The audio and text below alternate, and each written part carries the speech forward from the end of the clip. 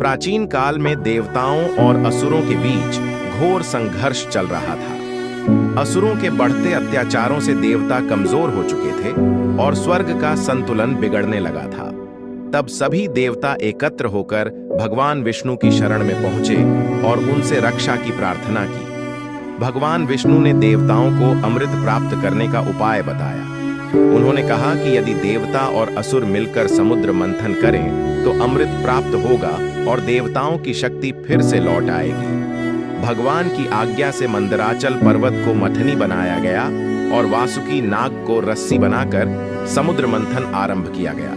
लेकिन जैसे ही मंथन प्रारंभ हुआ, मंदराचल पर्वत समुद्र की गहराइयों में डूबने लगा। सभी देवता और असुर भयभीत हो गए, क्योंकि बिना पर्वत के मंथन असंभव था। तभी भगवान विष्णु ने सृष्टि की रक्षा के लिए एक विशाल कछुए का रूप धारण किया। यह था उनका दिव्य कूर्म अवतार। भगवान ने अपनी पीठ पर मंदराचल पर्वत को स्थिर कर लिया और समुद्र मंथन पुनः आरंभ हो गया। मंथन के दौरान समुद्र से अनेक अद्भुत और दिव्य रत्न प्रकट हुए।